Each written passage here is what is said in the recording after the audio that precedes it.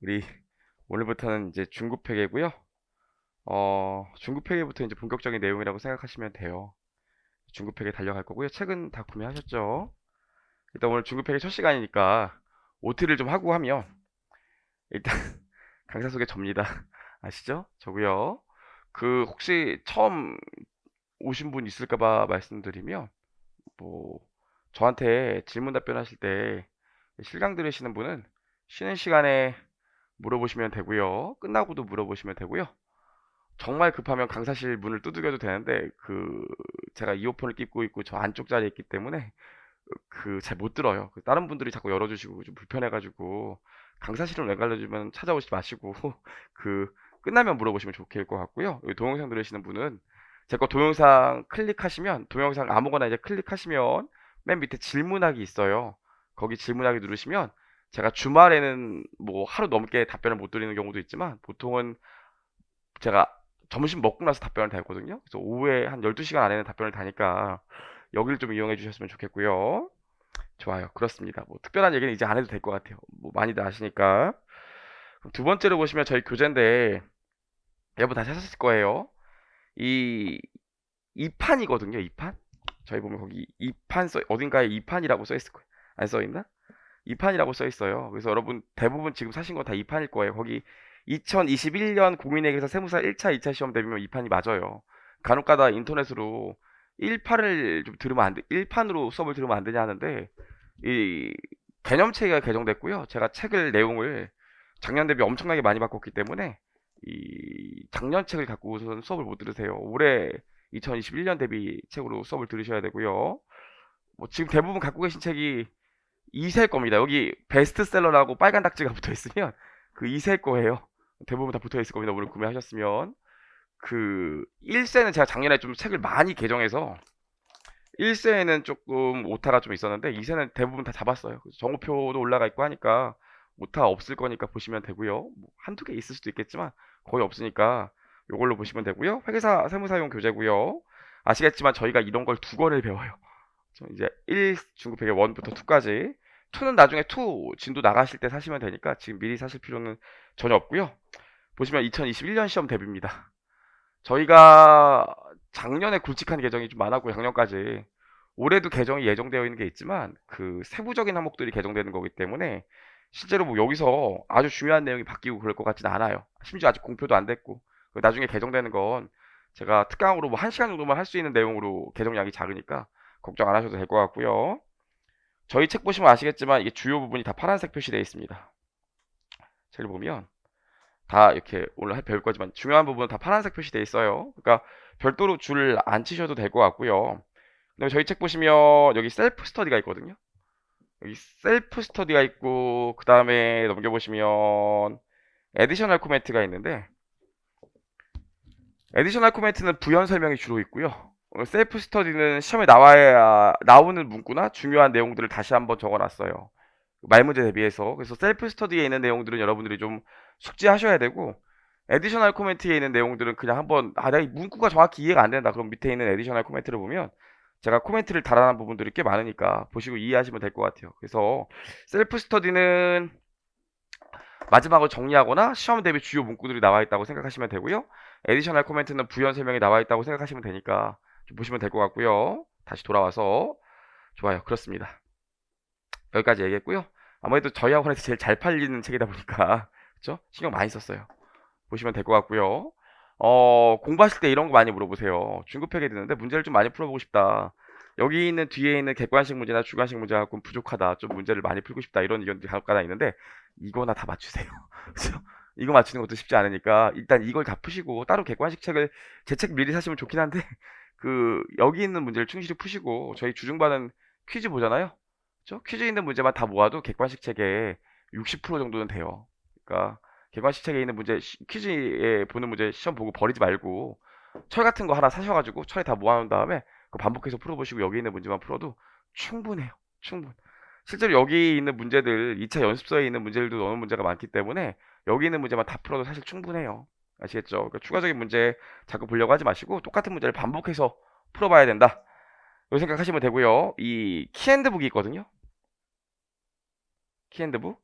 키핸드북이 있는데 이거 제가 원래 그 1월반 학생들까지는 수업 그 다음 시간에 키핸드북 갖고 복습했었는데 이 두 가지 문제가 있더라고요. 안 갖고 오시는 친구들도 있고 또 키핸드북에는 너무 또 왁구 위주로 적어놔서 좀 힘들어하시는 분이 있어서 아무튼 저희가 기본 강의까지는 요걸로 공부를 하고 이제 객관식이나 2차 책으로 할 건데 아무래도 요약서로 그 문제들만 나와 있거든요. 그래서 이런 요약을 근데 또 요거 들고 다니면서 하면 책이 너무 두꺼우니까 이 객관식이랑 요약서 그 주관식 시험부터는 요걸로 내용 요약할 거예요. 그래서 이걸 미리 사시고 싶으신 분은 좀 사셔도 되고요. 이번 7월반은 아이 뭐 나는 나중에 객관식 때 살게 하면 객관식 때 사셔도 돼요.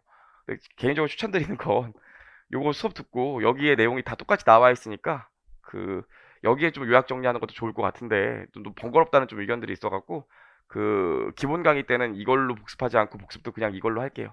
그래서 아직 안 사신 분은 나중에 객관식 때 사셔도 돼요.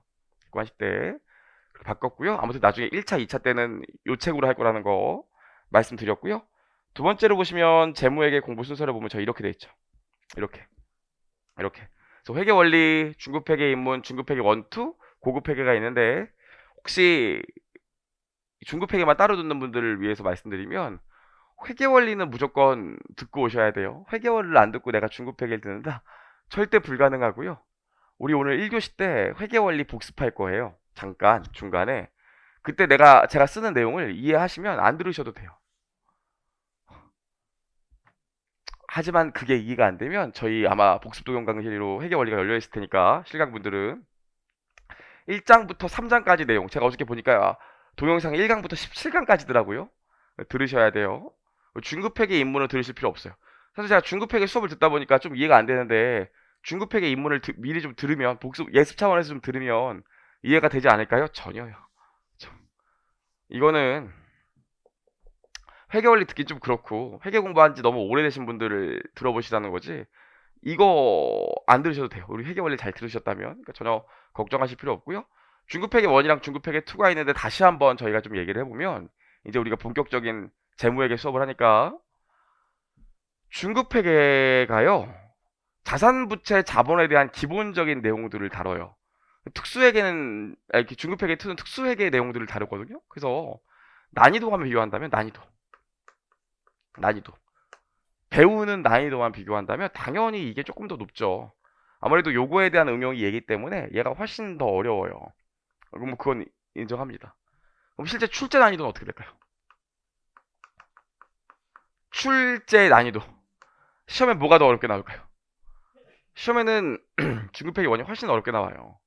중급회계 2는 회계사도 세무사도 그냥 기본적인 교재에 있었던 예제 수준의 문제가 나온다고 생각하셔야지 뭔가 더 새롭고 어려운 게 나온다는 생각은 안 하시는 게 좋아요. 중급회계 2는 과목 자체가 그 단원 자체가 주는 난이도가 있기 때문에 어려운 내용들을 잘 안 내요. 2차 때도 그렇다고요. 근데 중급회계 1 같은 경우에 다 알 거라고 생각하기 때문에 문제를 좀 어렵게 내요. 올해도 그랬고. 그래서 여러분들이 중급회계 1을 잘해 주셔야 돼요. 그렇죠? 중급회계 1을. 제일 중요해요. 중급회계 1을 잘해 주셔야 돼요. 이걸 열심히 해야 얘를 따라갈 수 있어요. 실제로 저희 수업 보면은 총 34회인가 그런데 요거 20회 쓸 거고요. 요거 14회 쓸 거고요. 플러스 알파로 보강이 있어요. 그래서 얘는 보통 한 80강 정도 찍고요. 얘는 한 58강 정도 찍어요. 저희 수업이 그렇게 구성된다는 걸 좀 아시면 되고요. 다만 그래서 이런데 여러분들 요즘 중급회 그 2차 시험 보면 어디서 더 많이 출제가 될까요? 여기서 많이 출제가 되거든요. 최근 한 3, 4년 동안은 주로 중급회계 2에서 나왔어요. 그리고 1차 시험도 문제 양을 보면 전체 25문제라면 얘가 한 12문제 정도 나오고요. 얘가 한 12에서 13 나와요. 고급 회계가 한 문제 정도 나오니까 보통. 실제로 1차 시험에 출제되는 양을 보면 비슷하거나 요게 한 문제라도 더 많다고요. 무슨 소리인지 따라오실 수 있죠. 근데 여러분들이 중급회계 1 배우고 나면 기운이 빠지기 때문에 중급회계 2 내용이 또 어려워서 중급회계 2를 제끼는 분들이 많은데 중급회계 1에서 득점할게요 막 이런 분들 많고 시험 임박하면 수험생들 많이 가는 카페 이런데 그런 데 절대 들어가지 마시고 그런 카페 같은 데 보면 중급회계 2를 제끼고 1에 집중하는 게 어떨까요? 이렇게 얘기하시는 분들이 있는데 25문제 중에서 12개를 제끼는데 어떻게 50점이 나와요? 이걸 다 못 맞춘다고요? 이게 어렵기 때문에. 이거는 공부하면 12개 나오면 이 중에서 한 8개는 맞출 수 있지만 이거는 실제로 문제가 어렵게 나오기 때문에 6개 맞추는 것도 사실 쉽지가 않아요. 솔직히 말씀, 누가 가르쳐도. 아무리 잘 가르치는 선생님들이 가르쳐도 쉽지가 않다고요. 물론 잘하는 분들은 거의 다 맞추지만 에버런지로 볼 때.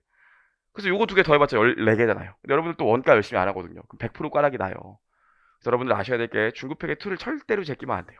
그렇죠? 중급회계 1이 공부하는 데 있어서는 더 중요하지만 중급회계 2를 제끼면 무조건 꽈락이에요. 무조건. 다른 과목 아무리 열심히 해도 소용이 없어요. 중급회계 2까지 우리 열심히 해주셔야 되고요. 좀 기운을 내셔야 돼요. 좋아요. 그래서 요즘에 회계사 공부하시는 분도 세무사 공부하시는 분도 중급회계 2를 제끼고서는 절대 합격할 수가 없어요. 그리고 또 회계사 공부하시는 분도 비슷해요. 2차 시험에도 중급회계 2가 더 많이 나오고요. 1차 시험 같은 경우에 저희 회계학만 놓고 보면 중급회계 2가 훨씬 더 많이 나온다는 생각을 하시면 됩니다. 회계사 공부하시는 분들은 그렇습니다. 여기까지요. 저 옛날에는 제 동영상 회계사 공부하시는 분들도 많이 보고 지금도 많이 보기 때문에 회계사 시험 얘기를 많이 했지만 세무사 기본반 수업하는데 회계사 시험 얘기하는 건 좀 예의가 아닌 것 같아서 그냥 여기까지만 하고 넘어갈게요. 여기까지 했고요. 고급회계 얘기인데 제가 저번에도 한번 얘기했었죠. 세무사 회계사 시험 같은 경우에 고급회계 굉장히 열심히 하셔야 돼요. 고급회계 정말 열심히 하셔야 돼요. 1차 때 10문제 나오고요. 2차 때도 전체 한 20, 30% 나와요. 세무사 세무사는 한 문제 나온다니까요. 한 문제? 컨디션 도우면 2문제 나와요. 그쵸? 옛날에 한번 3문제 나온 적이 있었는데 괜찮아요. 다시는 안 그럴 거니까. 보통 한 문제, 2문제 나온다고 생각하시면 되고 올해도 한 문제 나왔어요. 2차 시험 때는 제가 뭐라고 그랬죠? 오늘 1교시 때 또 얘기할 거지만 2차 시험은 세무사의 고급회계가 나올 수가 없어요. 여러 가지 이유가 있지만 세무사 되시면 고급회계를 쓸 일이 없어요. 그래서 고급회계를 안 한다고요. 그래서 저희 시험에 2차 시험에는 고급회계 안 나옵니다. 딱 한 번 나왔어요. 고급회계 내용이 지분법이라고 딱 한 번 나왔는데 그게 교수님 책 분류에 의하면 중급회계에서 다루기도 하기 때문에 중급회계만 나온다고 생각하시면 돼요. 그래서 저희가 1차 시험 목적으로 고급회계 하시면 되고 회계사랑 세무사랑 회계학 난이도를 보면 이거랑 이거는 거의 똑같고 완전 똑같다고 보시죠. 거의가 아니라 완전 똑같고 솔직히 말하면 요즘 1차 시험은 세무사가 더 어려운 경우가 벌써 한 2년째 그러고 있어요. 1차 시험만 놓고 보면. 2차 시험 같은 경우에는 회계사도 요즘에 2차 시험도 난이도가 그렇게 높지가 않거든요. 일반적인 내용이 나오기 때문에. 결국 난이도 차이가 나는 게 이건데 회계사 시험은 이게 고급회계가 이만큼 나오는데 저희는 이만큼 나오기 때문에 기본적인 내용이 나온다고요. 그것 때문에 회계사랑 세무사가 재무회계에서 난이도 차이가 좀 난다고 얘기하는 건데 아무튼 세무사 시험 목적으로 본다면 저희 4시간만 들으시면 돼. 4시간만. 그것도 1차 시험 기간에 이제 객관식 때 제가 따로 특강으로 4시간 찍을 거예요. 여러분 놓고 4시간 찍을 거예요. 그 4시간 들으면 저희 1차 시험에 나오는 거 다 맞출 수 있어요. 구라치고 다 맞출 수 있어요. 되게 쉽게 나오거든요. 4시간만 들으면 돼요. 4시간만. 그래서 저희가 기본 강의 시간에는 고급회계 안 하고 저희가 나중에 1차 때 특강으로 진행할 거고요. 그런 게 어딨어요? 저 지금 듣고 싶어요. 그러면 인터넷에 올라가 있어요. 무료 강의로 해커스 경영에 고급회계 치시면 제 거 올라가 있어요. 올해도 또 찍을 거지만 또 올라가 있어요. 그거 보시면 되니까 요건 나중에 특강으로 진행한다 이렇게 생각을 하시면 되고 저희 종합반 때는 요거 진행한다 이렇게 생각을 좀 하시면 돼요. 좋아요. 여기까지 말씀을 드렸고요. 저희 수업 구성이 이렇게 되어 있습니다. 그래서 아까도 말씀드렸죠? 35회 내지 34회 정도 하는데 20회, 15회 정도 할 생각인데 실제로 보강을 많이 해요. 보강을 이번에 가을 종합반 같은 경우 5월 종합반 같은 경우에 제가 보강을 한 5번 했더라고요. 5번. 저희는 뒤에 객관식이 또 기다리고 있기 때문에 5번 정도는 모르겠지만 3번 정도는 할 거예요. 그 생각 갖고 계시면 되고요. 고급회계는 나중에 1차 시험 때 특강으로 한다. 여기까지만 아시면 되고요. 개정사항이요. 저희 개정된 거 알고 계시죠? 2018년도에 금융자산이라는 기준서가 굵직하게 개정됐고요. 이것도 개정됐어요. 그래서 요것도 개정됐습니다. 2019년 리스가. 그리고 2020년도에 요게 개정됐어요. 근데 당분간 2021년 대비로는 굵직한 개정이 없어요. 이건 단원이 통으로 바뀌었는데 지금 개정이 예정되어 있는 건 단원 내에서 조그만 것들이 바뀌었기 때문에 뭐 크게 걱정하실 건 없고 저희가 바뀌는 거에서 크게 올해는 바뀌는 게 없다 이런 생각을 하시면 돼요. 개정 내용이 없고 저희 교재에는 이게 다 반영되어 있으니까 가시면 될 것 같아요. 예전에 공부하신 분들은 이런 것들이 좀 바뀌었습니다. 그래서 요거 다룰 때는 내용이 좀 달라요. 그런 얘기를 좀 드렸고요. 뭐 특별한 얘기 없습니다. 준비물이 있는데 아시죠? 계산기. 우리 계산기를 갖고 오셔야 돼요. 계산기 확대해 볼까요? 확대 왜 안 돼? 계산기. 요 카시오 계산기 다 사셨으니까 특별히 얘기할 건 없고요. 중급회계만 처음 듣는 분들은 공학용 계산기 안 돼요. 카시오 계산기 쓰시면 되고, 저한테 자꾸 계산기 모델명 적어서 물어보시는데 몰라요. 그냥 네이버에 회계사 세무사 시험용 계산기 치면 쭉 나와요. 그 중에 하나 사시면 됩니다. 카시오 걸로. 이왕이면 14자리로 사세요. 왜냐면 세법은 천억 단위 나오는 경우가 간혹가다 있으니까. 거기까지 말씀드렸고요. 좋아요. 좋아요. 여기까지 말씀드렸고, 연습장 있잖아요. 연습장.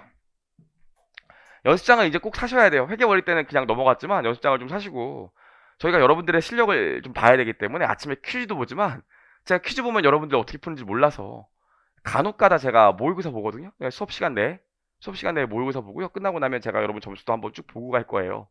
뭐 보통 한 세네 번 정도 볼 겁니다.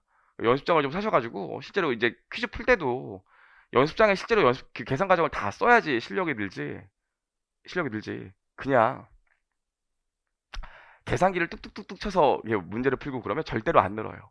제가 그 계산 과정 쓰라는 말을 되게 많이 하거든요. 그래서 이제 2차 이제 주관식부터 이 중급회계부터는 연습장에 좀 계산식을 하나씩 하나씩 쓰는 연습을 좀 들이셔야 돼요. 연습장을 좀 내가 다 쓴 연습장을 이렇게 쌓아두면 요거 쌓아두는 것만큼 내 실력이 는다 이렇게 생각을 하셔야지 눈으로 푸는 거 진짜 안 돼요.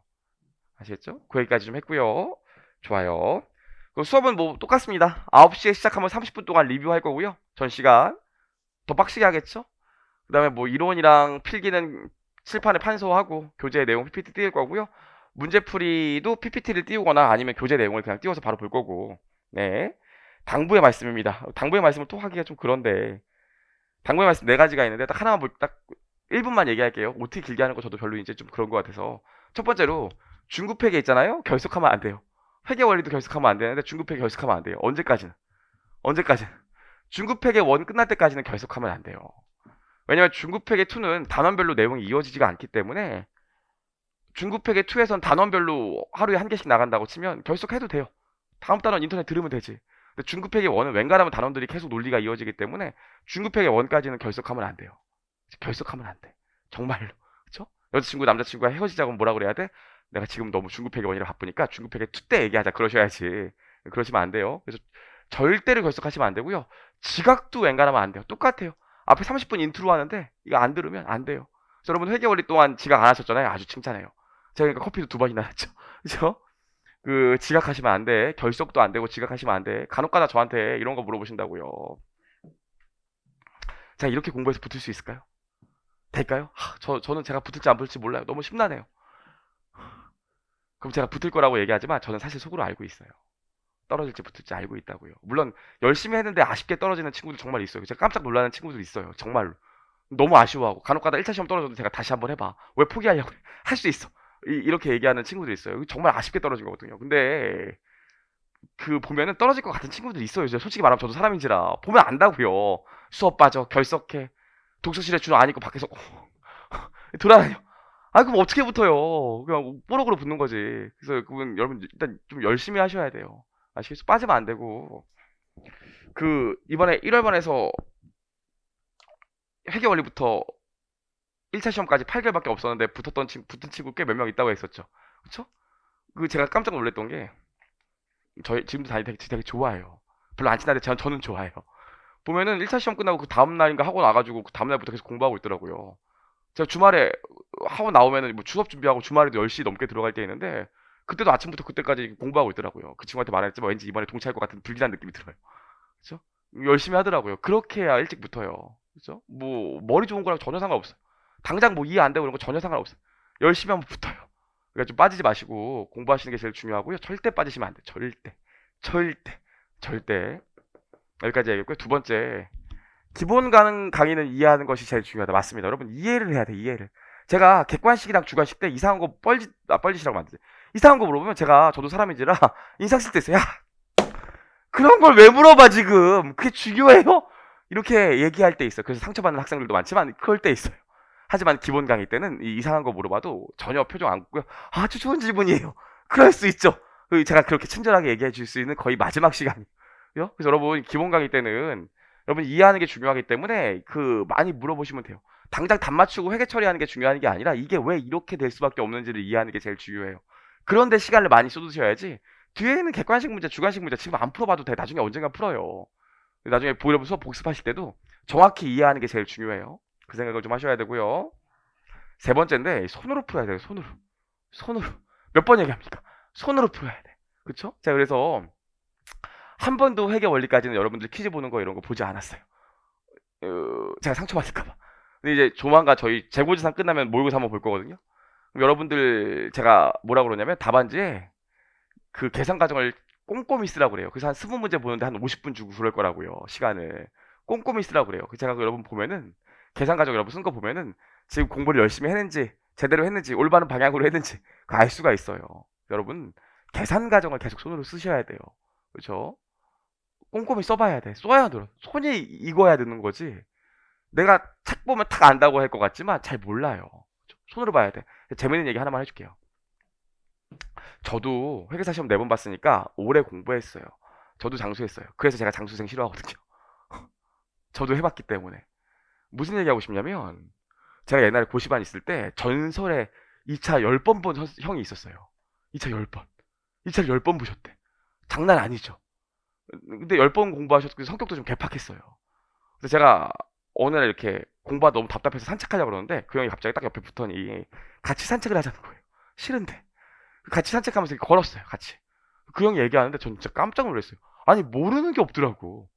진짜 온갖 걸 다 알더라고요. 왜 제가 막 형 이 단원이 좀 공부가 안 돼 어려워요 그랬더니 그 단원 이렇게 어떤 사람 이렇게 하고 어떤 사람 이렇게 하고 막슉 얘기하더라고. 진짜 눈물 줄 흘렸어요. 와 내가 진짜 사람을 잘못 봤구나. 이 형은 모르는 게 없구나. 괜히 막 2차 시험 때 10번 봤다고 속으로 무시했구나. 이런 그 진짜 모르는 게 없는 분이구나. 그랬다고요.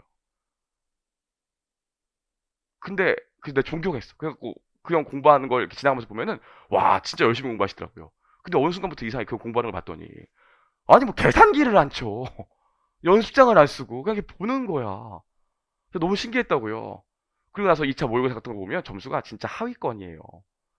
4, 50점 막 2, 30점 나온다고. 뭘 써야 늘지. 써야. 아시겠어요? 그래서 여러분 많이 써봐야 돼요. 그쵸? 여러분들이 일찍 붙으려면 많이 써봐야 돼. 그게 제일 중요해. 그쵸? 많이 풀고 많이 써봐야 돼요. 그게 제일 중요합니다. 여기까지 했고요. 마지막으로 그 네 번째인데 했던 얘기인데 마지막으로 더하면 다 몰라요. 다. 어려운 부분이 나오면 제가 아무리 설명하고 막 웃기고 그래도 하하 하면서 끄떡끄떡하지만 다 몰라요. 너무 내가 중간중간에 수업 들을 때 모르는 부분이 있다고 스트레스 받을 필요 없어요. 다 몰라 다. 그 저번에 회계 원리 하면서도 얘기했지만 앞부분을 알아야 뒷부분을 알고 뒷부분을 알아야 앞부분을 아는 내용들이 회계가 많다고요. 우리 1장부터 지금 18장까지 배울 건데 1장 알아야 2장 알고 2장 알아야 3장 아는 게 사실은 아니라니까요. 다 독립된 기준서기 때문에 전체를 한번 다 봐야 와구가 다 맞아요. 중급회계 수업 전체를 한번 다 들을 때까지는 내가 아무리 100% 이해하는 것 같아도 와구가 안 맞는 부분이 있다고요. 그건 어쩔 수가 없어요. 그래서 1회독을 하고 2회독 할 때 받아들이는 게 달라지는 거기 때문에 1회독 할 때까지는 분명히 100%다 이해 못 한다고 아무리 잘 가르치려고 노력을 하고 좋은 선생님한테 수업을 들어도 100% 당연히 다 이해가 안 돼요. 아시겠어요? 그래서 그런 거에 너무 스트레스 받으면 안 돼요. 아시겠죠? 충분히 제가 이해시켜 드릴 거지만 중간중간에 모르는 부분이 있다고요. 그런 거에 너무 스트레스 받으면 안 돼. 그쵸? 우리의 목표는 뭡니까? 충실히 이거 책 한 권을 끝내는 거예요. 그러면 나중에 이해독할 때는 이해가 돼요. 제가 수업할 때는 이거 중급회계 2 어느 부분에 나와요. 그냥 필기만 해놓으시고 스트레스 받지 마세요. 이런 얘기하면 그럼 진짜 넘어가면 돼요. 아시겠죠? 그런 거에 스트레스 받을 필요 전혀 없습니다. 여기까지 말씀드리고 싶고요. 우리 기본반이랑 객관식반이랑 2차 반이 있으면 어떤 게 제일 중요하다고? 2차 위에반 있고요. 어떤 반이 제일 중요하다고 그랬어요? 어떤 반이? 기본반이 제일 중요해요. 기본반이. 여러분 아니라고 생각하지만 기본반이 제일 중요하다고요. 기본반이. 이거를 내가 처음부터 이거 두 권이죠? 중급회계 이거 두 권이죠? 세법은 이것도 두 권, 세법 두 권이죠? 세법도 두 권이죠? 재정학 한 권이죠? 행정학도 한 권이죠? 도합 몇 권입니까? 두 권, 두 권, 한 권, 한 권. 그럼 6권의 원가까지 하면 7권이죠? 7권을 처음부터 끝까지 수업을 다 듣고 여러분 전체를 이해독하는 게 제일 중요하다고요. 이게 제일 중요해. 그쵸? 객관식 가서 아무리 막 맞고 외우고 이러면 늘 것 같지만 잘 안 늘어요. 기본이 안 돼 있기 때문에. 그래서 실제로 30점에서 4, 50점까지는 금방 가지만 평균 60점 가는 건 생각보다 어렵다고요. 아무리 1차 때 열심히 해도 잘 안 되는 경우가 간혹가다 있어요. 이걸 잘 안 해서 그래요. 2차 때도 마찬가지야. 그쵸? 잘못 배워갖고 자기 혼자만의 이상한 논리를 한번 깨우쳐갖고 그걸로 2차까지도 공부를 한다고요. 그럼 진짜 이런 말 정말 안 된 말이지만 장수한다고요. 그쵸? 가끔씩 이 2차생들이 저한테 와가지고 이상한 거 물어보는 경우 있어요. 그럼 정말 말도 안 되는 논리로, 원래 이게 1 더하기 1이잖아요. 1 더하기 1로 2가 나오는 거잖아. 근데 이 학생이 2 더하기 2 루트 씌우고, 여기서 그럼 얼마야? 여기서 1 빼고, 막 거기서 다시 1을 더하고, 그럼 2가 나오죠. 막 이렇게 자기만의 논리를 만들어 온 학생도 있다고요. 그럼 제가 얘기해도 듣지도 않아요. 하도 오래 공부했다는 게 아니라 이미 이런 걸 너무 오래 몸에 배워있기 때문에. 그래서 여러분, 기본 강의 듣는 시간이 제일 중요해요. 아시겠죠? 그래서 여러분, 세무사 되실 수 있어요. 동영상 보시는 분 중에 회계사 되실 수 있어요. 될 수 있어. 뭐만 잘하면 우리 지금부터 요거 한두 번 빠질 수 있어요. 그냥 한두 번, 까짓 거 한두 번 빠질 수 있어. 한두 번 빠지지 않고 전출하고 수업 다 들으면 합격할 수 있어요. 그렇죠? 근데 이제 본격적으로 기본반을 시작하면 회계 원리랑 다르게 문제가 어렵고 내용이 어렵기 때문에 여러분들 각양각색에 빠질 수밖에 없는 논리들이 나오기 시작한다고요. 내가 왜 이번 주에 빠졌는지 막 이런 논리들이 나오기 시작해요. 심지어는 이제 왔다 갔다 통학하면서 통학 시간이 아깝다고 하시는 분들도 있어요. 뭐 어느 정도 동의는 합니다. 제가 말씀드리고 싶은 게 뭐냐면 나오셔야 돼요. 그렇죠? 전출하셔야 돼. 전출하셔야 돼.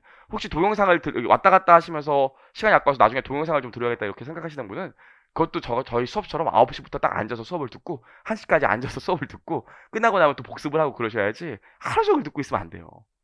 아시겠죠? 그래서 전출하는 게 제일 중요해요. 그럼 합격할 수 있어요. 따라올 수 있겠죠? 좋아요. 여기까지.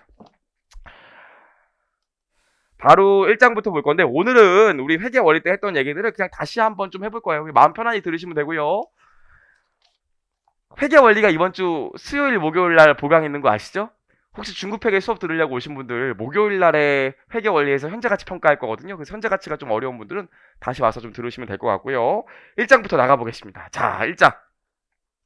첫 번째 보시면 사례가 나와 있는데 네, 회계의 정의가 나와 있어요. 회계의 정의가 뭡니까? 회계의 정의가 뭐예요? 그쵸. 회계 정의 이제 다 아실 겁니다. 그럼 우리 보시면 다시 한번 해보죠. 우리 회계할 때 했던 사례를 다시 한번 해볼게요. 다시 한번 회계할 때 얘기했던 건데, 자, 어떤 기업이 있어요.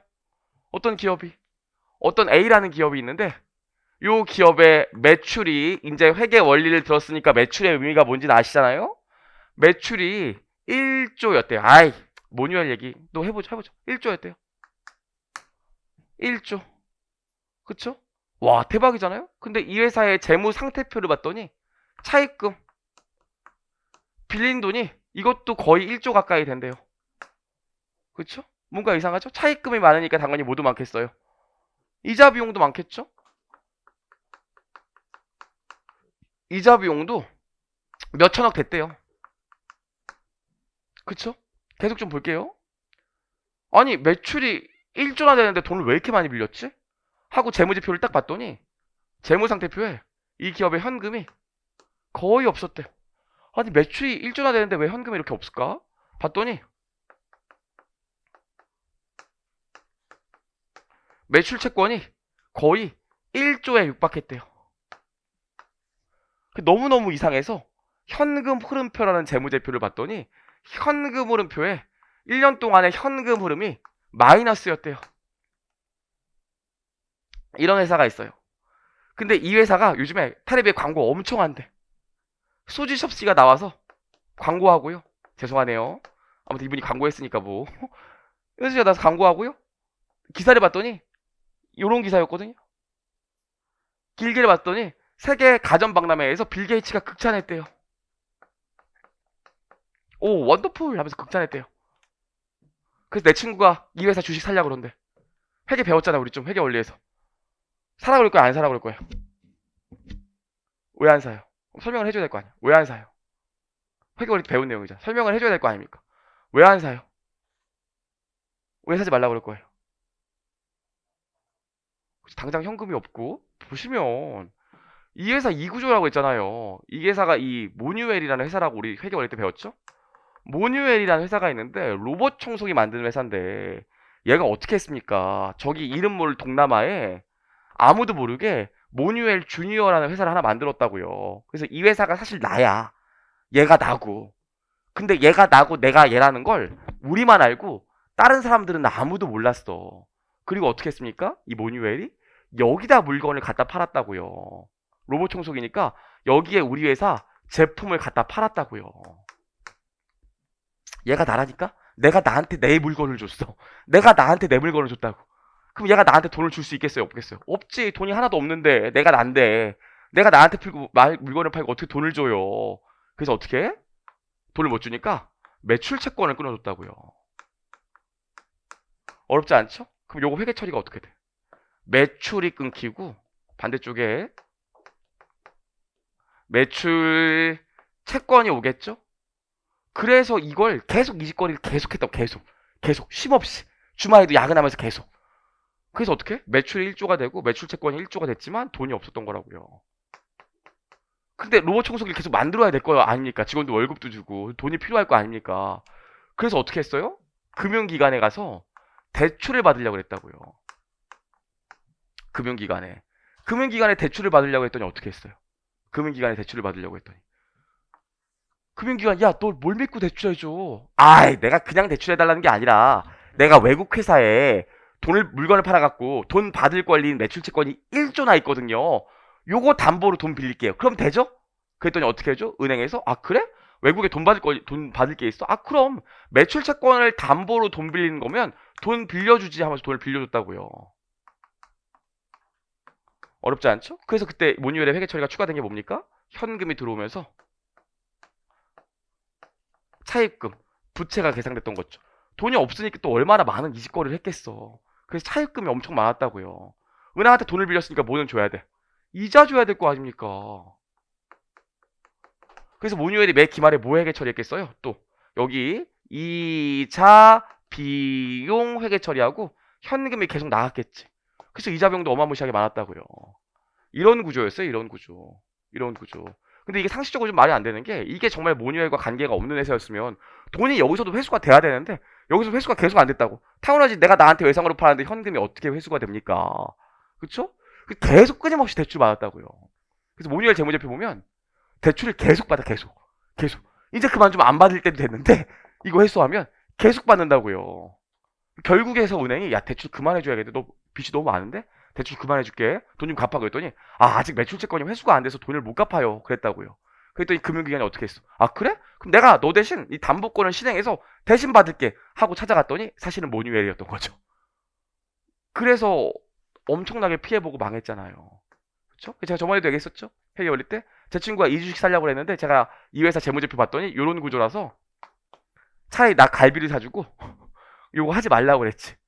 제 친구가 실제로 이거 뭐죠? 이렇게 되는 거 보고 저한테 눈물을 흘리면서 너무 고맙다고 그랬다고요. 역시 회계사는 다른 막 이랬다고요. 여러분 이게 회계예요, 이게. 그쵸? 우리 회계 올릴 때도 요 설명했었잖아요.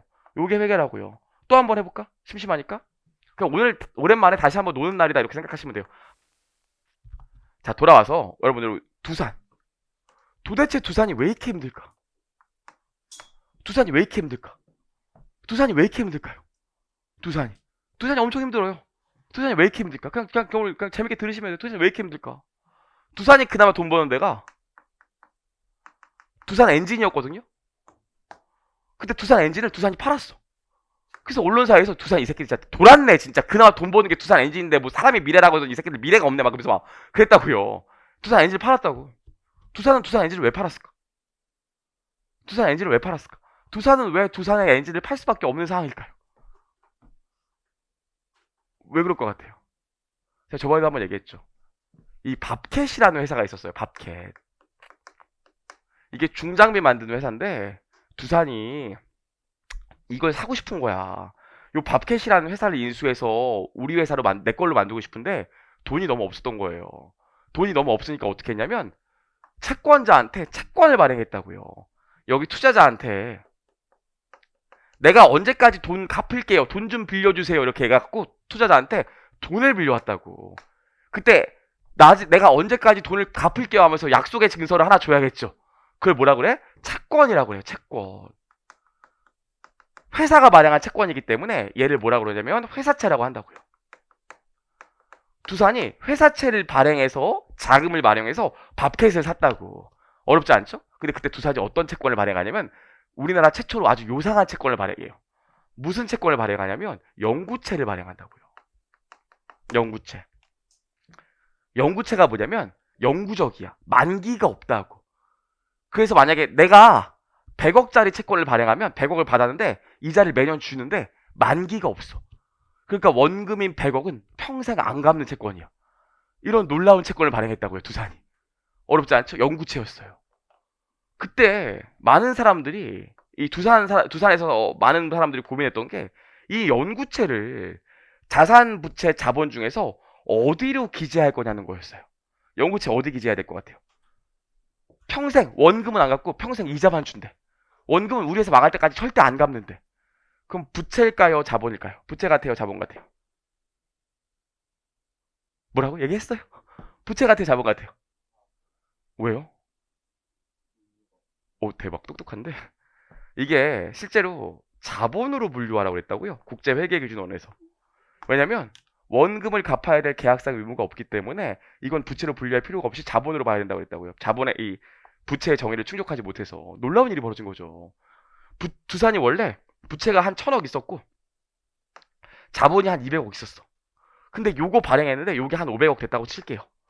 근데 이게 부채로 안 가고 자본으로 갔다고. 그럼 어떻게 돼?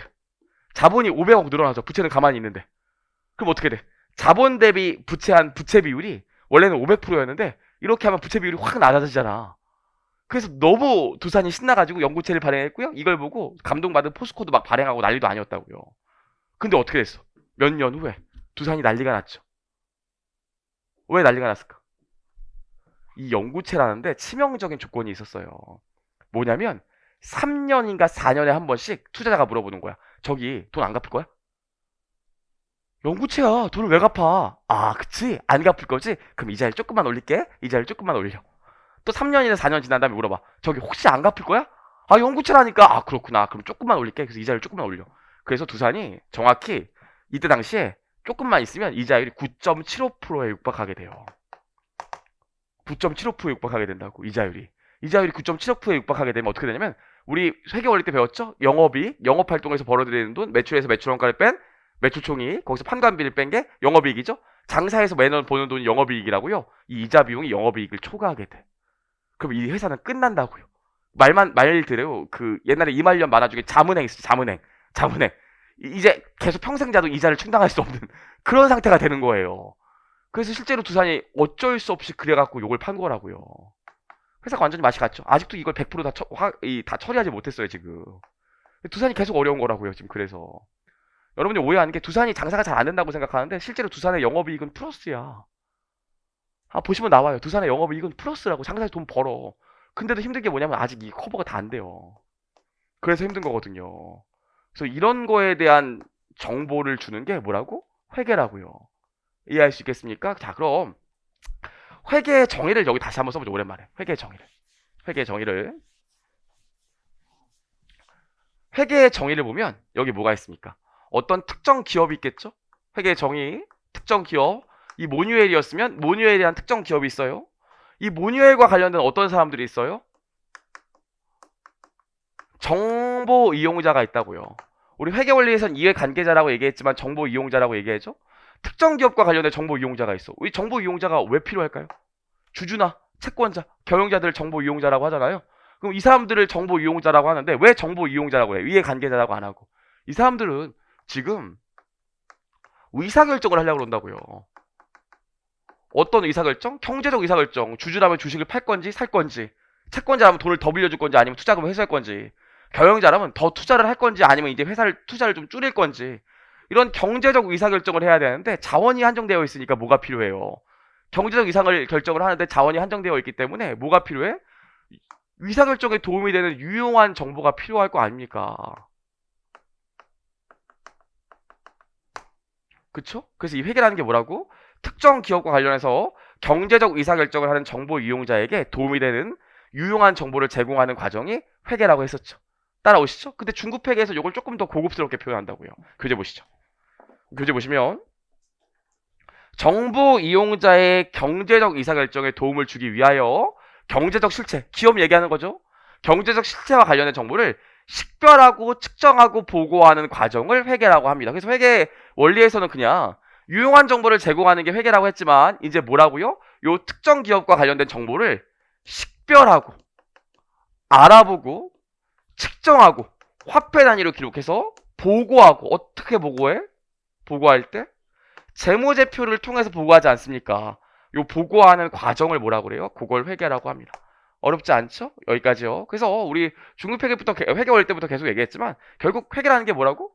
경제적 의사결정을 하는데 도움이 되는 유용한 정보를 제공하는 건데 이제 중급회계에선 이 유용한 정보를 식별하고 측정하고 보고하는 과정을 회계라고 한다. 여기까지 하시면 되는데 결국 그냥 뭐라고요? 유용한 정보를 제공하는 거예요. 돌아와서 조금만 더 얘기를 해보고 싶은데 여러분 그럼 이제 우리가 제공하는 이 유용한 정보라는 게 우리가 제공하는 이 유용한 정보라는 게 경제적 정보를 얘기하거든요. 그럼 유용한 정보를 제공한다는 게 이 경제적 정보를 제공한다는 건데 경제적 정보 이 경제적 정보는 뭐와 뭐를 포함하고 있을까요? 뭐와 뭐를 경제적 정보를 보면 뭘 포함하고 있냐면 재무적 정보랑 과거의 결과물이 정보가 포함되어 있고요. 또 뭐가 포함되어 있냐면 비재무적 정보와 미래지향적인 정보가 포함되어 있어요. 우리 보세요. 지금 재무적 정보라는 게 뭡니까? 재무적 정보라는 게. 좀 이따 셀프 스터디에 정리하겠지만 재무적 정보라는 게 화폐 단위로 기록할 수 있는 걸 재무적 정보라고 해요. 그럼 비재무적 정보는 뭡니까? 화폐 단위로 기록할 수 없는 걸 비재무적 정보라고 하거든요. 예를 들어서 모듈파 소지섭 씨가 광고했대. 빌 게이츠가 미래에는 이 회사 잘 될 거라고 극찬했대. 이런 정보는 뭐예요? 비재무적 정보죠. 그쵸? 하지만 봤더니 매출이 얼마야? 차입금이 얼마야? 이자 비용이 얼마야? 현금이 얼마야? 이런 것들을 화폐 단위로 기록했기 때문에 뭐라고 그래요? 재무적 정보라고 하죠. 어렵지 않죠? 그리고 이건 뭡니까? 과거에 내가 이렇게 거래했기 때문에 재무제표에 이런 숫자들이 나오는 거니까 기본적으로 과거에 이러한 결과의 사건의 결과물에 대한 정보를 제공할 수도 있지만 어떤 정보를 제공할 수도 있어요? 야, 두산 좀 지웠지만 두산 이거 이렇게 대출 이거 연구채 안 갚고 계속 있다 보면 이제 이자율이 막 9.7%까지 올라가갖고 이 회사 이제 영업이익 갖고도 이자가 충당이 안 되는데 이 회사 그럼 진짜 어려워질 것 같은데? 그럼 미래적 정보도 제공한다고요. 어렵지 않죠? 그래서 기본적으로 우리가 회계적 정보라고 얘기하는 걸 회계적 정보라고 얘기하는 게 경제적 정보를 얘기하는데 이 경제적 정보에는 재무적 정보와 과거지향적 정보 플러스 비재무적 정보와 미래지향적 정보도 포함됩니다. 그래서 유일하게 이 페이지에서 저희 시험에 나온 말문제 문제로 한번 나왔던 문구가 뭐냐면 경제적 정보는 재무적 정보와 비재무적 정보를 모두 다 포함한다. 요거만 하나 나왔다고요. 그래서 교재 셀프 스터디 보시면 네 경제적 정보와 재무적 정보 나와 있고요. 셀프 스터디 보시면 재무적 정보는 화폐로 측정이 가능한 정보다 나와 있고 비재무적 정보는 화폐로 측정이 불가능한 정보다 나와 있죠. 여기까지 하시면 될 것 같고요. 위에 보시면 교재 위에 네 위에 보시면 뭐라고 나와 있습니까? 그러므로 현재에는 회계 정보를 경제적 정보로 간주하여 재무적 정보와 과거 정보뿐만 아니라 비재무적 정보와 미래 정보도 포함하는 개념으로 정보의 범위를 확장하였다. 따라올 수 있겠죠? 그래서 실제로 시험에 나온다면 이 정도 문구만 1차에 나올 수 있다고요. 여기까지만 기억하시면 돼요. 그래서 회계 정보라는 게 화폐 단위로 측정한 재무적 정보가 포함되는 게 아니라 비재무적 정보도 포함된다. 오케이. 따라오시겠죠? 여기까지 보시면 되고요. 밑에 보시면 북이 있는데 에이 북이는 뭐 저희가 회계 원리 때도 얘기한 거니까 얘기 안 할 거고요. 맨 밑에 보시면 즉 회계 보고 수단에는 재무제표에서 재무제표 이외에 재무적 정보를 전달하는 수간이 포괄하는 재무보고를 확정되어 있다 나와 있는데 이건 좀 이따 뒤에서 얘기할 거기 때문에 거기 써놓으세요. 거기서 2절에서 볼 겁니다. 그래서 여기는 2절에서 볼 거니까 일단 2절에서 본다라고 좀 써놓으시고요. 좋아요. 여기까지 했습니다. 그럼 우리 여기까지 해서 회계 정의를 봤는데 회계라는 건 결국 특정 기업과 관련된 경제적인 정보를 정보 이용자에게 제공하는 걸 회계라고 하는데 그럼 정보 이용자, 기업의 정보 이용자는 누구 있나요?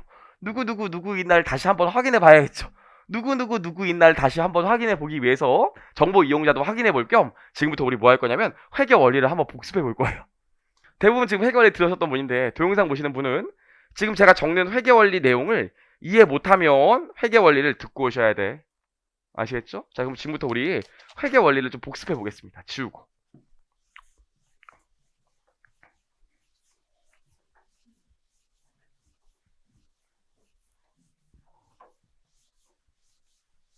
회계 원리를 복습해서 거래부터 재무제표까지 만들어 본 다음에 재무제표를 보고 기업의 정보 이용자가 누가 있는지 한번 볼게요. 괜찮죠? 자, 가볼게요. 제가 지금부터 회계 거래 몇 개 써볼게요. 어떤 회사가 올해 초에 설립됐고요. 올해 초에 출자했대요. 얼마를? 100원을. 그래서 현금이 100원 들어왔고요. 출자했으니까 자본금이 100원 들어왔습니다. 여기까지 괜찮죠? 좋아요. 그리고 나서 우리 2월 1일날 봤더니 은행에서 돈을 또 빌렸대요. 그럼 현금 100원이 들어오고요. 여기 차입금 100원이 들어오겠죠? 우리 회계 정의까지 봤고요. 이제 회계와 관련해서 결국 정보 이용자에게 정보를 제공하는 게 회계니까 정보 이용자가 누가 있는지를 좀 볼 겸 회계 원리도 좀 복습해 보자고요. 이렇게 있어요. 그 다음에 또 무슨 일이 있었나 봤더니 3월 1일날 물건을 매입했대요. 외상으로.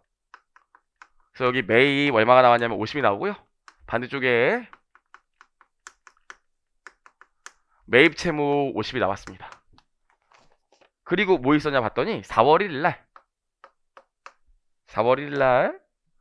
물건을 팔았대요. 근데 이 회사는 실지재고조사법을 가정한대요. 실지재고조사법이 뭐였죠? 아, 그쵸?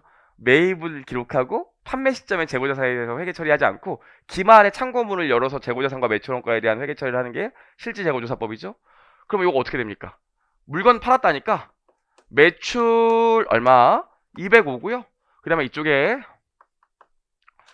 현금으로 팔았다고 하죠. 간단하게 해야 되니까. 현금 200원이 올 겁니다. 그리고 다른 회계 처리 안 하겠지. 실지재고조사법이라면. 올해 1월 1일부터 12월 31일까지 여기까지밖에 거래가 없었대요. 따라오시죠? 여기까지 거래가 없었대. 그럼 이제 요거를 뭐 해야 돼요? 우리 요거 뭐 한 겁니까? 여기까지가 거래가 발생하고 요 거래를 분개한 거죠. 그럼 거래가 발생하고 분개했어요. 그 다음에 이제 뭐 해줘야 돼요? 뭐 해줘야 돼? 그쵸? 전기해줘야 되잖아요. 전기. 그럼 자산부채 자본 수익 비용 계정을 한번 T 계정을 그려서 전기해 봅시다. 제일 먼저 뭐가 있어요? 현금이 있죠. 그럼 현금의 T 계정을 그려보면 현금 X 1년 초에 왜 증가했나요?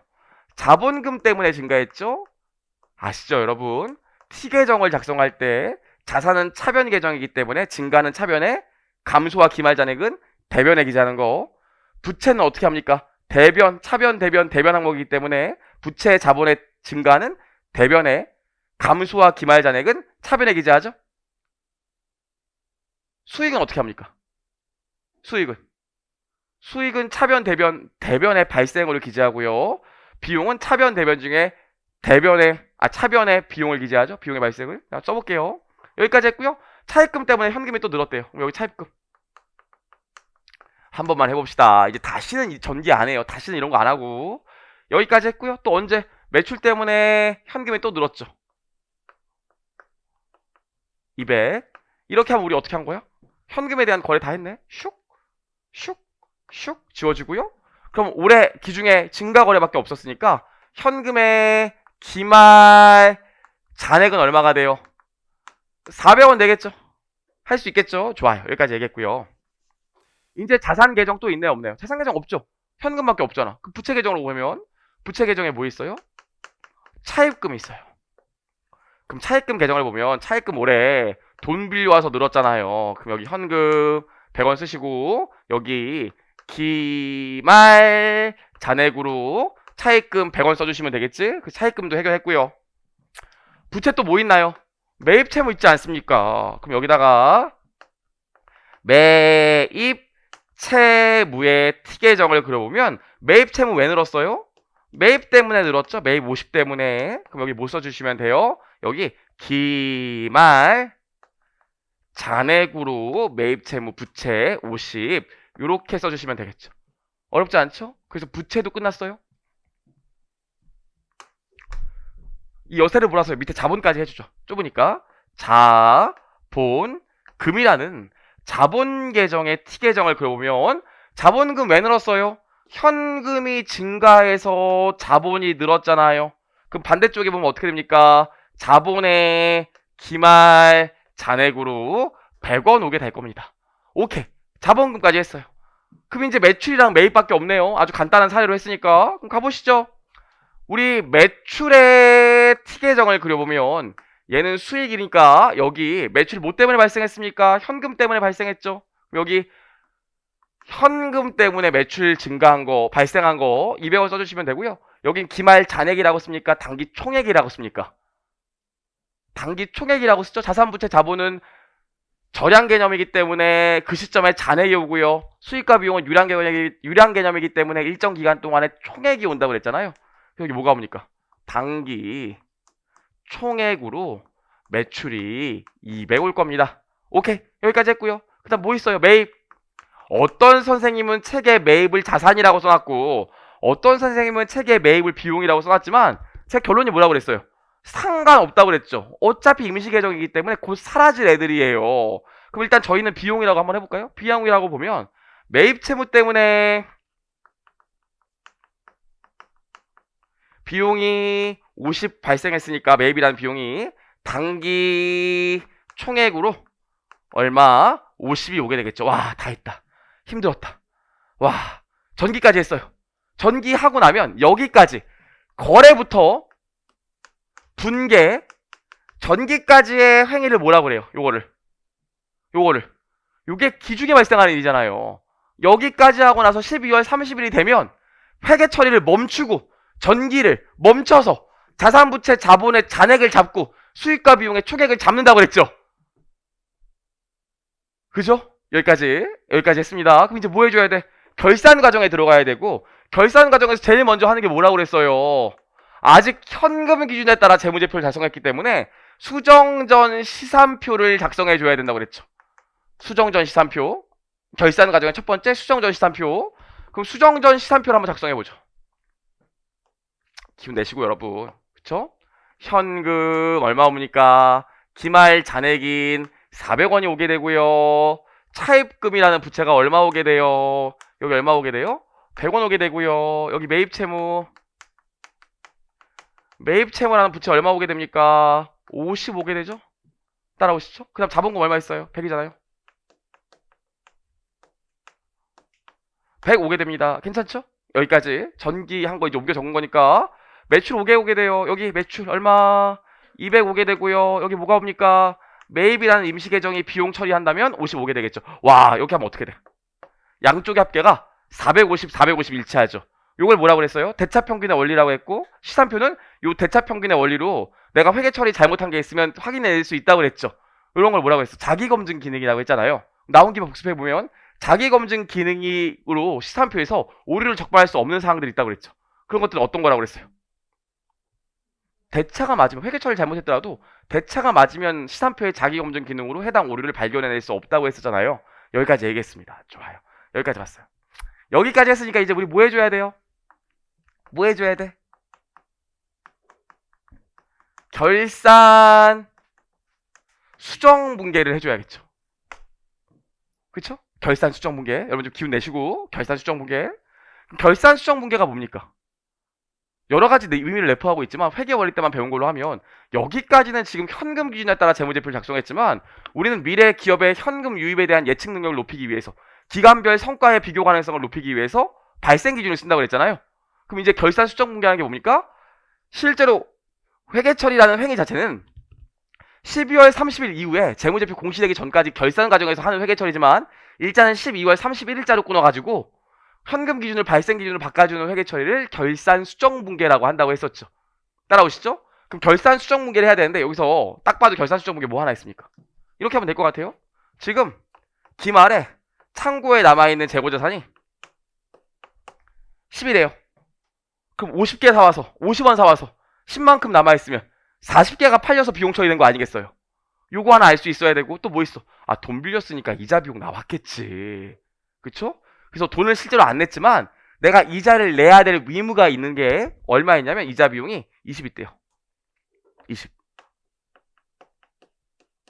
그래서 우리가 요 두 가지는 수정 분계를 좀 해줘야 될 것 같아요. 결산 수정 분계를. 따라오시죠? 그럼 결산 수정 분계 그냥 여기다 쓸게요.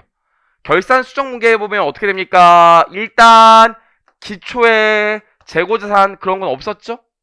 단기 매입한 재고자산이 얼마 있었어요? 50 있었죠? 그리고 참고문을 활짝 열어서 기말 재고가 얼마 있나 봤더니 기말 재고가 10밖에 없었대요. 그럼 나머지 40은 뭐가 되는 겁니까? 매출 원가요. 나머지 40은 매출 원가로 기재가 되겠죠. 그래서 우리가 재고자산과 관련된 결산 수정 분계 끊었고요. 또 이제 뭐 해줘야 돼? 아직 돈은 안 냈지만 이자를 내야 될 의무가 생겼으니까 그거만큼 부채 처리하고 부채가 늘었으니까 비용 처리해야겠죠. 그럼 여기 뭡니까? 이자 비용. 계정 뭐였어요? 미지급 비용이라고 쓴다고 그랬죠? 이제 나중에 중급회계 가면 미지급 이자라고 쓸 거지만 아직까지는 회계원리 배운 내용을 복습하는 거니까 미지급 비용이라고 써서 미지급 비용으로 여기 20이 오게 되고요. 이쪽에 뭐가 와요? 이자 비용으로 20 오게 될 겁니다. 어렵지 않죠? 이렇게 해주는 걸 뭐라고? 결산 수정 분계예요. 따라오시죠? 오케이. 여기까지 결산 수정 분계 했어요. 결산 수정 분계하고 나면 뭐 해주셔야 돼 이제? T계정도 수정해 주셔야죠. 일단 보시면 매입 어떻게 돼? 매입 50이 어떻게 됐습니까? 매입 보시면 매출원가와 기말재고로 그냥 나눠서 갔다고 할게요. 우리 회계원리 책에는 이걸 또 나눠서 회계 처리했지만 그냥 같이 할게요. 매입 이거 없어지면서 어떻게 하면 돼? 매출원가에 40 가고 그냥 기말재고자산에 10 갔다고 할게요. 그럼 차대가 일치하기 때문에 매입에 단기 총액은 없는 게 되겠지. 다 사라졌으니까. 따라오시죠? 그래서 매입은 사라질 거야. 다 이제 없어졌으니까 대차가. 여기까지 했고요. 우리 뭐 해주셔야 돼? 이제 새로운 T계정 뭐 만드셔야 돼? 재고자산의 T계정 만들으셔야 되죠. 그쵸? 왜? 매출 원가가 매입이 없어지면서 10만큼 재고자산이 늘어났잖아요. 그래서 저희 따라오시죠? 그래서 재고자산의 기말 잔액이 얼마나 됩니까? 재고자산의 기말 잔액이 10이 될 겁니다. 여기까지요. 그 다음 뭐 해주셔야 돼? 매출 원가라는 비용 계정도 생겼죠. 그럼 매출 원가라는 비용 계정 보면 어떻게 돼요? 매입이 없어지면서 매출 원가라는 비용으로 40원 늘어나게 됐으니까 여기 못 써주면 돼. 매출 원가 단기 총액으로 40 써주시면 되겠죠. 여기까지 따라오시죠? 여기까지 하면 요 회계 처리에 대한 추가적인 T계정을 다 그린 거 아니겠습니까? 그쵸? 여기까지 했고요. 이제 뭐 해줘야 돼? 이자 비용이랑 미지급 비용 해야 되네. 공간이 좁으니까 여기다 하죠. 그럼 이자 비용의 T계정을 그리면 어떻게 돼요? 이자 비용의 T계정을 그리면 미지급 비용 때문에 이자 비용이 20 발생한 거 아니겠어요? 그럼 여기 뭐야? 이자 비용의 단기 총액으로 20원 기재해주면 되겠죠. 이제 마무리로 뭐 하면 돼요? 미지급 이자가 있었죠? 그럼 미지급 이자 보면 미지급 이자는 왜 증가했습니까? 이자 비용 때문에. 그래서 이자 비용 때문에 미지급 이자라는 부채가 20원 증가했잖아요. 반대쪽에 뭐가 와요? 단기 기말 미지급 이자 부채 잔액으로 20원이 뜨게 될 겁니다. 그럼 우리 T계정도 수정해줬죠. 따라오시죠? 오케이. 자, 여기까지 했으니까 이제 뭐 해줘야 돼? 2단계로, 그 다음 단계로 수정 후 시산표를 만들어줘야 되죠. 괜찮죠? 그럼 수정 후 시산표 어떻게 되는지 봅시다. 일단 현금은 그대로 있고 매입이 사라졌죠? 매입 사라지면서 어떻게 됐어? 재고자산이 10 늘어나게 되고요. 여기 뭐? 매출 원가라는 비용이 40 발생하게 됐죠. 그쵸? 요거 수정해주면 이 시산표가 이렇게 바뀐다고 매입이 없어지면서 매출 원가랑 재고자산으로 갔잖아요. 따라오시겠죠? 그리고 뭐 해주면 돼요? 이자 비용이라는 세우는 비용이 늘었죠? 그래서 여기 이자 비용이 얼마? 20 늘어나게 될 거고요. 미지급 이자는 부채가 생겼잖아. 그래서 여기 어떻게? 미지급 비용이라는 부채로 20이 생기게 됩니다. 따라오시죠? 여기까지 결산 수정 무게를 반영하면 여기 얼마가 돼? 대차 차익이 470이 되고 여기도 대차 차익이 어떻게 돼요? 470이 되지? 아이고 나 잘했네. 알 수 있겠죠. 그래서 요 시산표를 뭐라고 그래? 수정후 시산표라고 합니다. 그럼 수정후 시산표까지 만들고 나면 우리 뭐 해야 돼? 이제 찢어야죠. 이제 자산과 부채, 자본과 수익과 비용으로 찢어줘야겠죠? 그래서 이 찢는 걸 뭐라고 그래요? 이제 재무제표 만드는 거 아닙니까? 재무제표 작성해야겠죠? 그럼 저를 한번 만들어 볼게요.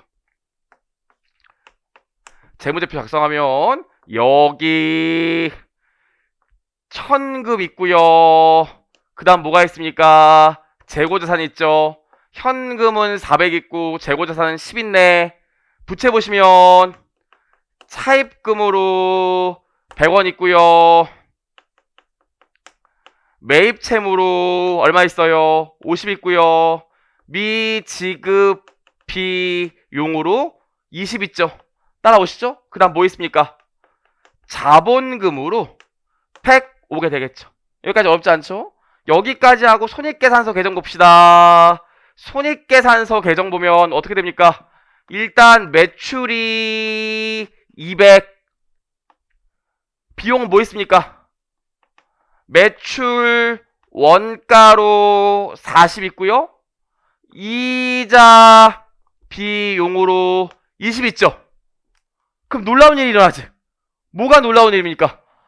시산표에서는 대차가 맞았지만 재무상태표랑 손익계산서는 대차가 안 맞아.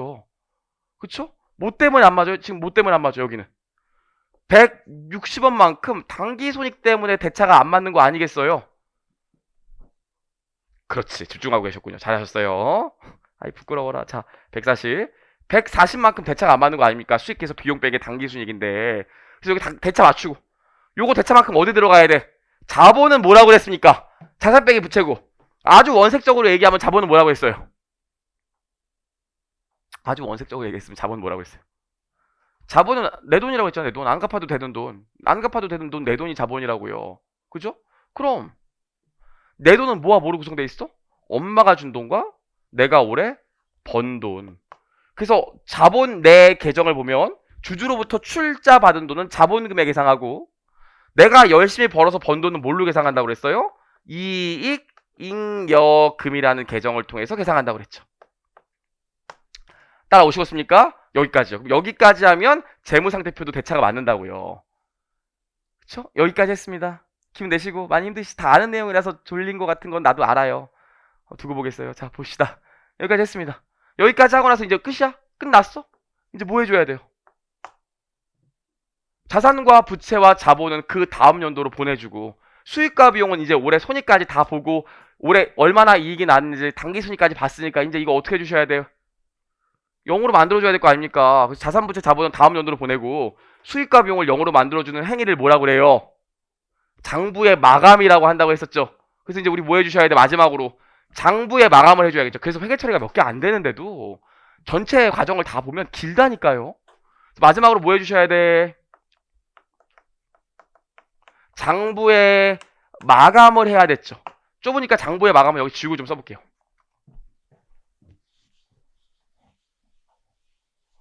자, 장부의 마감이라는 게 자산, 부채, 자본은 그 다음 연도 기초 잔액으로 보내주고요. 기말 잔액을.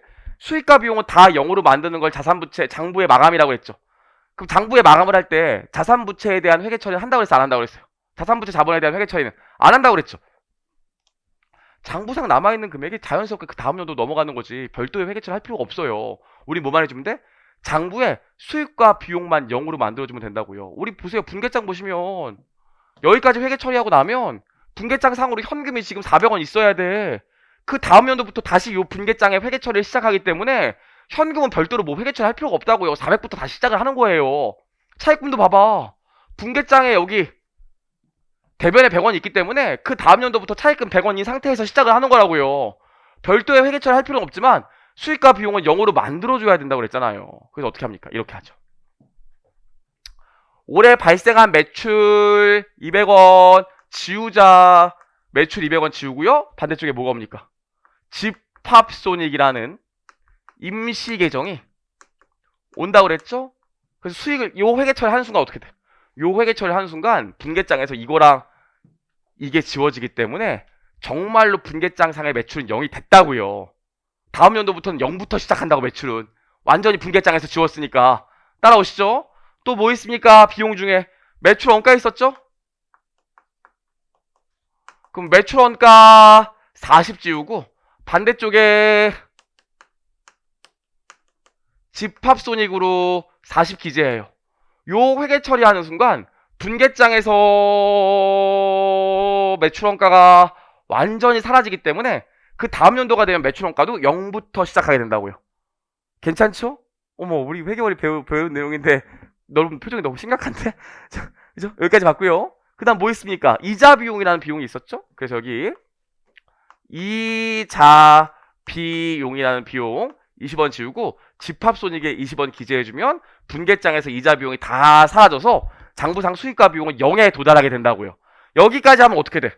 집합손익이라는 임시계정이 140 남아있게 죠 요거 임시계정이니까 요거 보내줘야 된다고요. 그래서 어떻게 한다고 그랬습니까? 마무리로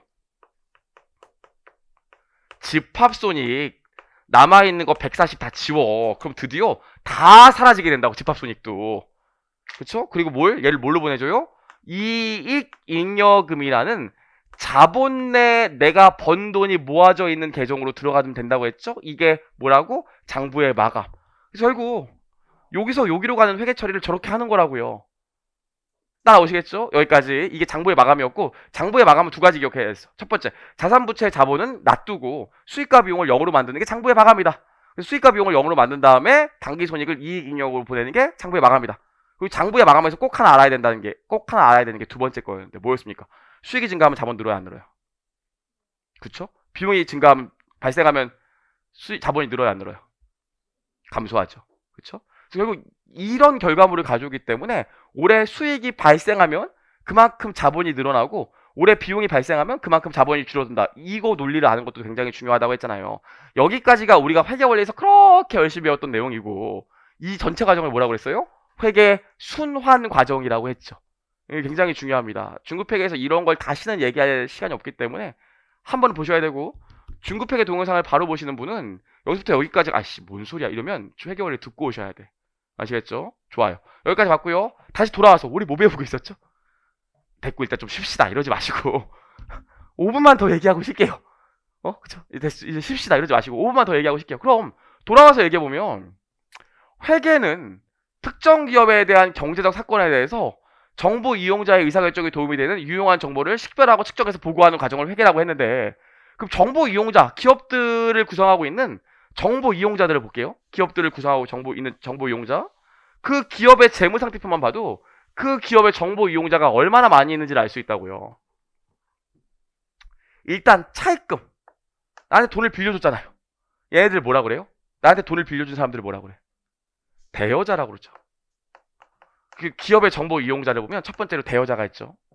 그 다음에 주주를 뭐라 그래? 나한테 주주를 주주라고 그러죠. 그러지 말고 주주를 뭐라 그래? 나한테 자금을 투자한 사람이기 때문에 투자자라고 하죠. 어렵지 않죠? 매입 채무, 얘네들 뭐라 그래? 매입 채무. 다만 투자자 같은 경우에 우리 뭐가 있다고 그랬어요? 대여자는 지금 돈을 빌려준 사람이고, 투자자 같은 경우에 어떤 사람도 있다고 그랬어요? 지금 내가 이 회사의 주식을 이미 사서 갖고 있는 사람도 있지만 살려고 간 보는 사람도 있다고요. 제 친구가 얘기했던 주식 있잖아요. 오늘 또 올랐어요. 그쵸? 계속 오르고 있어요. 그쵸? 살 걸 그랬어요. 그쵸? 이미 늦었죠. 계속 보고 있다고 저는. 제 친구가 얘기한 목표 주가가 될 때까지 사지도 않고 계속 볼 거라고요. 저 같은 사람들을 뭐라고 해요? 주식을 이미 산 사람들을 현재 투자자라고 그러고, 모두 있어요? 잠재적 투자자도 있다고요. 조만간 주식을 살려는 사람들. 어렵지 않죠? 그럼 매입 채무. 이 거래처 사람들이죠. 거래처죠. 매입 채무. 거래처. 매입 채무. 실제로 돈을 빌려준 것도 아니고 나한테 투자한 건 아니지만 나한테 돈 받을 사람들 있잖아요. 이런 사람들을 뭐라 그래요? 기타 채권자라고 합니다. 혹은 그 밖의 채권자. 어렵지 않죠? 그래서 이 기업의 재무상태표에 차변, 대변 중에 대변만 봐도 정보 이용자들이 어떤 사람들이 있는지 알 수 있어요. 또 기업의 정보 이용자 중에서 이 기업의 재무상태표에 차변 쪽에 관심 있는 사람들이 있어요. 누가 관심 있을까? 경영자. 경영자는 이 기업의 차변을 보면 관심이 있을 거라고요. 우리 현금이 너무 많네. 이 돈 갖고 이제 진짜 뭘 좀 해야 될 것 같은데? 재고자산이 요 정도밖에 안 남았는데 더 살까 말까? 고민하겠죠. 그래서 이 기업의 정보 이용자를 보면 또 누가 있어요? 경영자도 있다고요. 또 누가 있어? 이 기업의 재무상태표 밖에 정부도 있고요. 감독 당국도 있고요. 또 누구도 있어요. 일반 대중도 있겠죠. 진짜 웃겼던 게, 저희 아버지 생신이 9월달이에요. 엄마한테 물어봤어요. 저번 주에 전화했다가, 좀 있으면 아빠 생일인데 아빠 갖고 싶은 거 있으면 얘기해보라고 해. 그랬더니 엄마가 좀 있다가 문자가 왔는데 아빠가 태블릿 PC가 갖고 싶다는 거예요. 그래서 제가 사드릴게요 그랬어요. 근데 그 다음 날에 아빠한테 문자가 왔어. 아이, 누나, 내가 내 나이에 무슨 태블릿 PC냐. 그냥 해본 말이다. 너무 신경 쓰지 말아라. 이러시더라고요. 그래서 제가, 아니야, 아빠, 나 돈 많아. 사줄게. 지금 사주면 되나? 내가 그럼 지금 사서 바로 보낼까? 그랬어요. 생일 전에 지금 미리 보낼까? 필요하면 지금 당장 보낼게요. 그랬다고요.